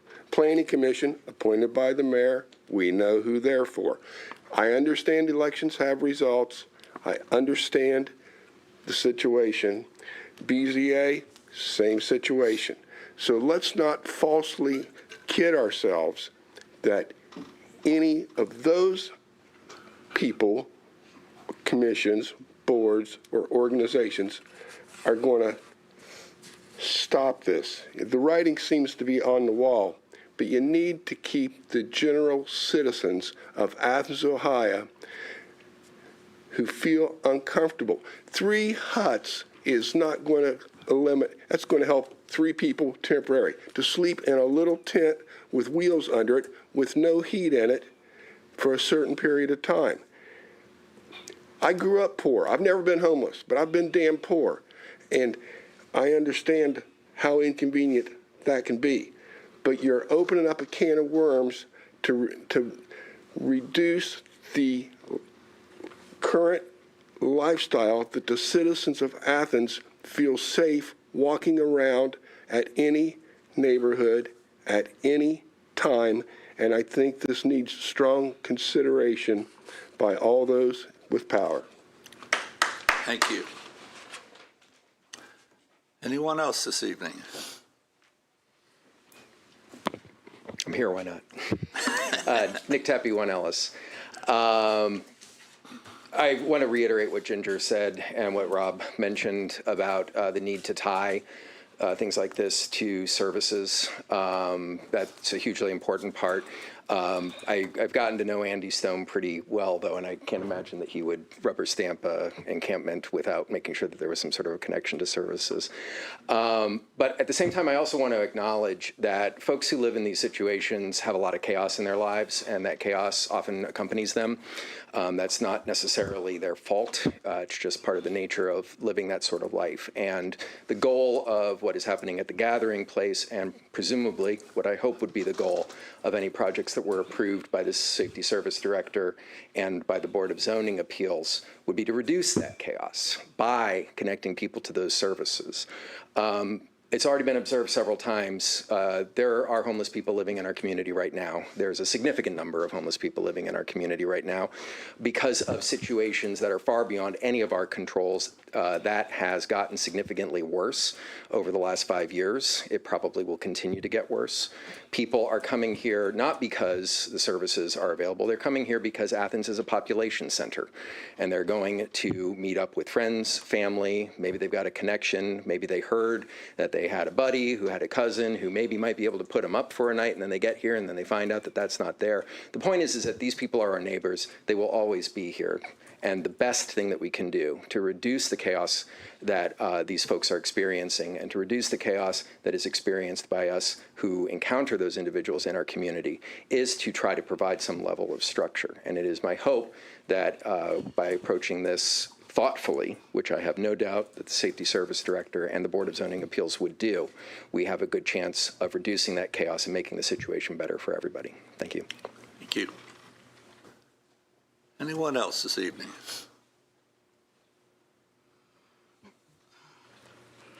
My name is Craig Helbush. I live on West Washington. A lot of people are really concerned about some of the chaos that the homeless population can bring into their properties and where they live. And allowing more places for them to go and have secure housing is going to decrease the amount of shenanigans that go on outside of that. As long as people have a place to go, they're not going to loiter elsewhere, right? Like if I have a safe place to go, I'm not going to go cause trouble somewhere else. That's the main argument when it comes to a lot of after-school programs, right? They were like, oh, these kids are running amok on our streets. Okay, give them something to do. It's the same thing here. Like if you have a problem with people coming on your property and you don't want them on your property, give them somewhere to go. As long as we continue to criminalize them being places, they're always going to be criminals. So if you're able to open up places for them, the more options they have to go that are legal and safe, the less problems that you're gonna have later on. I mean, excuse me, I have a little bit of a cold. So it baffles me that people are concerned that by making more options for people that there's somehow going to be more problems, when in reality the exact opposite is what's going to occur. People aren't going to trespass if they have a place they can go legally. And so opening up more options and opening up the potential to make more options is ultimately going to be beneficial. And it's not like changing these zoning laws, we're going to immediately see a bunch of tent cities. Like, you have to, you have the ability to open this here, and so you have to follow a proper procedure to make sure it actually is safe and legal for you to do it there. So the whole rezoning thing, as this being such a bad thing, it just seems completely nonsensical to me. And frankly, giving people more options of what they can do on their own property, whether or not their neighbor agrees with it or not, just seems silly. It's your property. Do with it what you want. Anyone else this evening?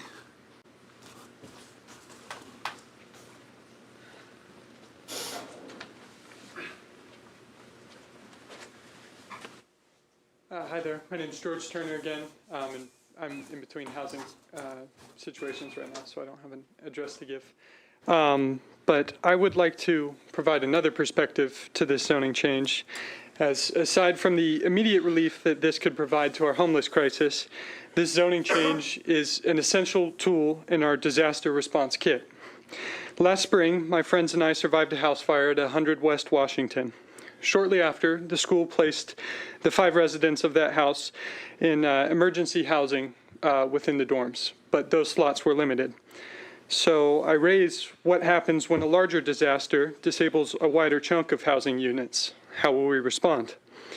We live in a time of heightened occurrences of these natural and man-made disasters that can instantly turn this housing crisis into a housing emergency. And I'm not saying that we should live in fear, but as forward-thinking stewards of this community, we should take steps to remove the barriers that would prevent an effective response. Thank you. Thank you. Anyone else before we go to the committee here? Okay, members of the Planning and Development Committee. Comments? Anyone? Yeah, Solveig? Yeah, I had spoken with Ginger about this, and I agree with her comments and some of the others that it really is important that we just don't place people in open areas where they're not receiving services and there isn't some oversight. So, but it seems as though if we have the right safeguards for that, which it appears that we would, that wouldn't be a problem. And I really appreciate the last comment. Very good, very articulate, and a good perspective. Thank you. I agree with that, too. Jessica? Yeah. Yeah, I would agree with what Solveig just said. I rewatched the Planning Commission meeting a couple times just to really thoroughly make sure I grasped everything they were talking about. And I appreciate all the thought they put into, the BZA and how that would be approved and the process. I've also spoken with Ginger a fair bit, and hearing her tonight also, I think this is one that could be really useful at some point. I think taking a little more time to talk with people like Ginger and people who are in the support services locally, integrated services, obviously the library, on the best paths and the best locations that this might make sense, just to have a little more knowledge to work with on it would be a really good way to do this. This is obviously going to be one that is going to be more contentious.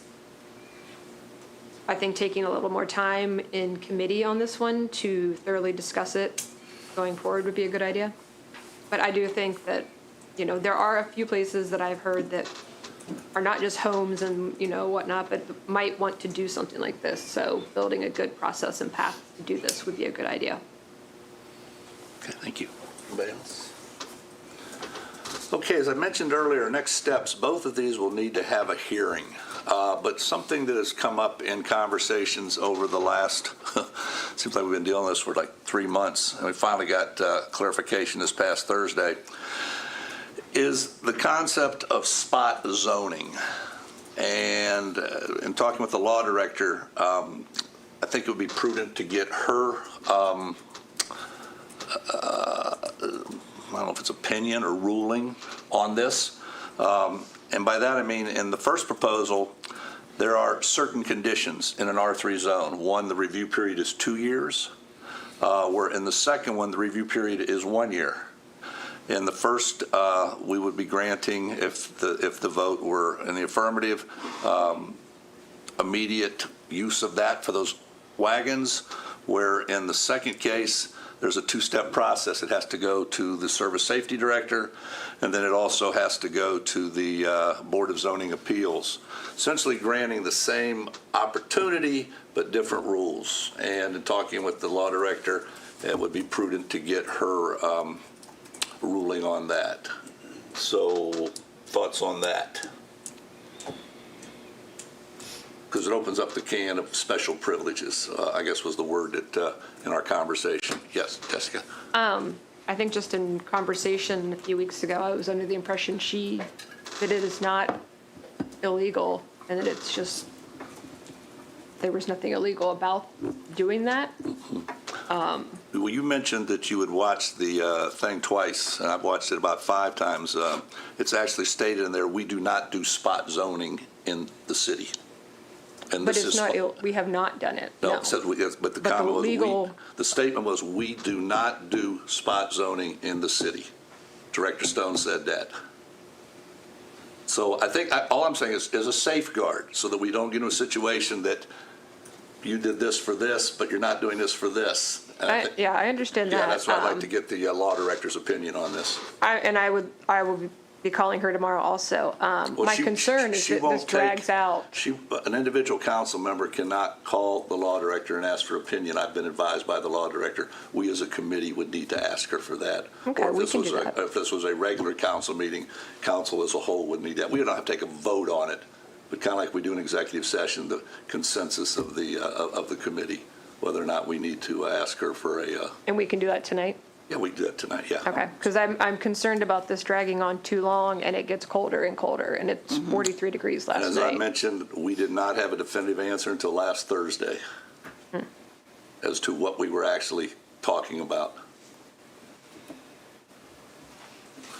So I'd like to get the law director's opinion on this before we move. It's something that's been on my mind, too, if that was a possibility. I didn't think it was, so I'd love to hear what the law director has to say. Okay. I will convey that to her. President Crowell, that concludes planning and development. Thank you, Member Swank. One question. Yes, sir. Does the question for the law director pertain to both these items on tonight's agenda, or just the second? Both, because one's related to the other in terms of the differentiation and what you can do in one and what you can't do in the other, or vice versa. Thank you. Okay, we are moving on to City and Safety Services. As I mentioned, Member McCary is taking over Finance and Personnel while Member Reisner is away. And so Member Thomas is taking on City and Safety Services as chair, while Member McCary is both F&P chair and President Pro Tem on occasion. But City and Safety Services is Member McCary, Member Reisner, Member Swank, and Member Thomas. Member Thomas, your chair. Okay, thank you. The first item on this committee is the Athens County Children's Services Waterline appropriation and authorization. We talked about this end of last year or the beginning of the year, that they are doing construction and are building some new buildings and doing work down there. Currently, Athens Children's Services is a county property. And in the work, they need a new water line run. Director Stone at that point talked about briefly just that they need a new water line, and that in order for that to happen, they would need to be annexed into the city if they want us to do the work that would attach to the city water and give them the larger line that they want. Director Stone has sent forward just some information just explaining that this would support a sprinkler system. The current water service is not large enough, and this would help increase fire flow on Utah and Strathmore. Part of this is with the water and sewer customer outside of the city limits, they'll be working on annexation agreement. So with that, that's really most of what I have, a little bit more that came in afterwards. But I guess I have a few questions on this that I assume the mayor maybe can go into more in depth. So I don't know if you want to talk about it first, or I guess we'll go to the administration first, and then you can tell us what you know? Just on this. Well, if I may, Yeah. I mean, what you just mentioned is basically what we're asking for. We're asking for authorization and appropriation for $380,000 for a 6-inch water line. Again, it would service the needs of the new facility that will be in the future, Children's Services over on Stony Brook. As you indicated, it will also benefit the city in that we would be able to extend that within the Far East neighborhood to where it would be servicing more of Strathmore and Utah and they already have adequate water, but this gives us the opportunity to expand to some degree. One of the needs for this building is to have the building sprinkled. It's a significant building, and so therefore to put in a 6-inch water line is needed on Graham and Stony Brook. Again, as you had indicated, the expectation is that the agreement will also include the beginning of the annexation process and hoping to get the annexation agreement in place by the end of 2026. We, by statute, we don't have to provide out of corp water supply, and so therefore, we're hopeful that this will continue on this course to where we're able to get the water line in place, and then with the annexation of the property, or the expectation of the annexation of the property, therefore things stay as they are. We're providing water and sewer in that site with the new building, but this again is for the appropriation and authorization for the expenditure. I guess, can we do questions? If I have questions now, or do you want to wait till? If you would like to elicit more information from the mayor, please. This is his time to speak, so yes. So this is a pre-annexation agreement, is what we're looking for? It is. When would the annexation agreement then, would start the end of next year? It would, before the end of the next year, would start, early fall of 2026. Is there a reason they won't just move forward with the annexation? They want to do pre and not, if we're doing the work beforehand? Some of the issue on their side is looking at their budgeting when it comes to things like having to pay income tax or not have to pay income tax, things of that nature within their budget, but they plan on including that into the budget going into 2026 and looking at 2027, if that makes sense, when they're forecasting into their 2027 budget.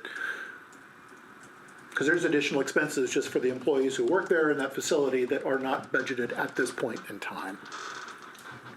Is there a risk that we do this work and they decide they don't want to annex? Or is that a possibility or something? It's a possibility. But again, as I had indicated in conversations with the law director and reading through our code as it exists, that we do not have to provide water service outside the corp limit.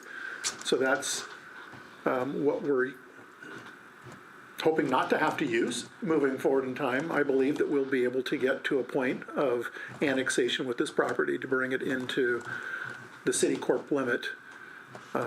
Those are conversations that have been had on multiple occasions with the director of Children's Services.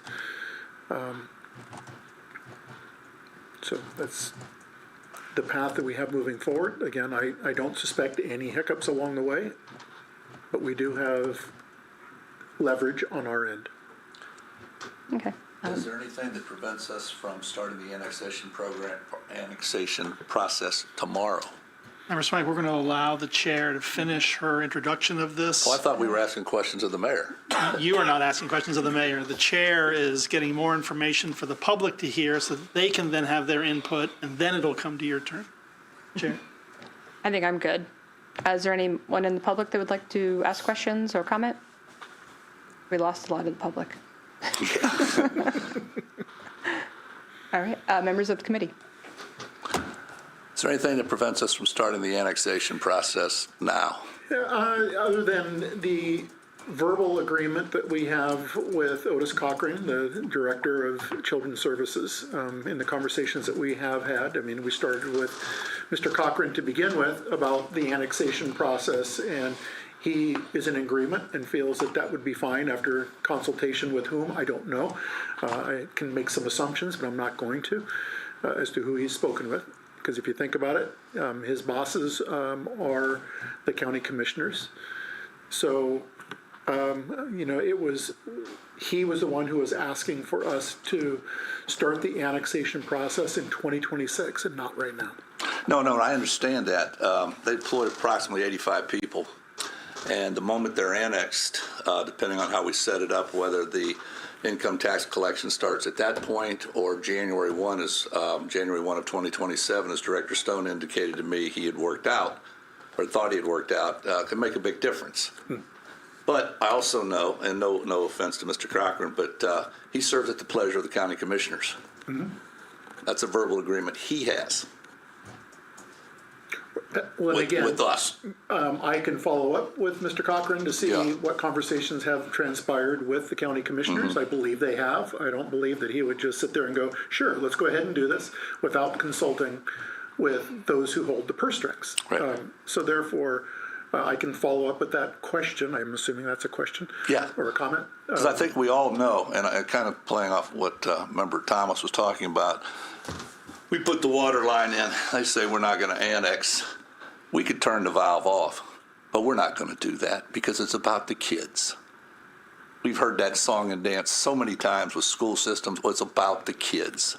So the reality is we put in this water line. We're not annexed. We're not collecting income tax. We're providing fire service. We're providing, all the way down the line. I would just be, and I'm all for the project.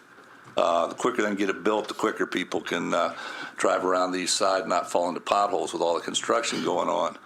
But it would just be nice to have it in writing as part of this with a timeline, I guess what I'm trying to say. Well, that will come from the pre-annexation meeting that the Board of Commissioners is having next Tuesday. Perfect. A week from tomorrow. Okay. Anyone else? Just with the additional information we've received, I was just curious from the chair what kind of timeline you think the committee will operate on in terms of first reading? That is a good question. I believe once Director Stone gets the construction cost estimate, that he will have that ready for first reading possibly next week. We could check through his email again. He was still waiting on some numbers to get the final cost. That's accurate. He's waiting on the final numbers to come from Pepper Construction. So he's anticipating getting that, hopefully by the close of business on Thursday. But that's the plan, is to get that final number. On that note, Clerk Walker will be out of town, so that's going to delay a little bit then. If she's gone this week, it might be the next committee meeting. Because she needs end of day Tuesday. We'll push as hard as we can before the clerk of the council. He's aware. I've made that promise earlier tonight in getting numbers. We will work as hard and fast as we possibly can. Thank you. You're welcome. Any other questions? All right, moving on. The next two are related. The first one is amending Ordinance 130-24, and this was, I think I put the date, initial ordinance last November, and we approved money for when OU was building the new building on Factory Street, and they decided while they had the street open that they would go ahead and replace an old city line for the price of $222,000 at the time. Since they've completed the work, the OU bid the project and invoiced us, and it came out to $222,500. So we need to increase that appropriation by $500. And it was just reflecting back.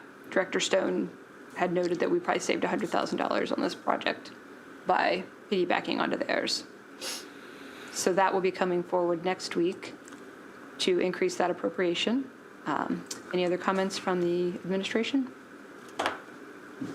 We're asking for $500.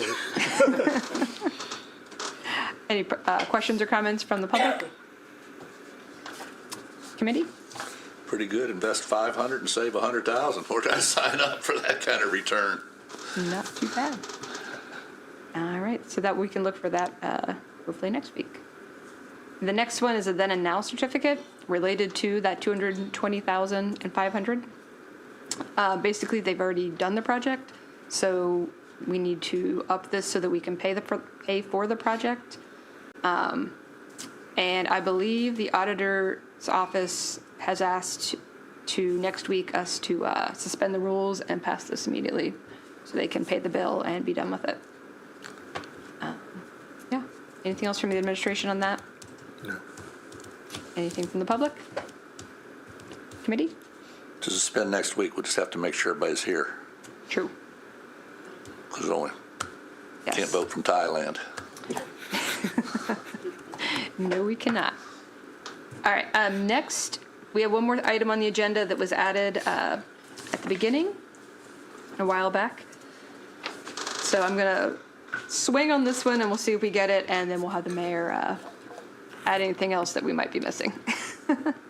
This is adding Project 330 to City and Safety Services agenda.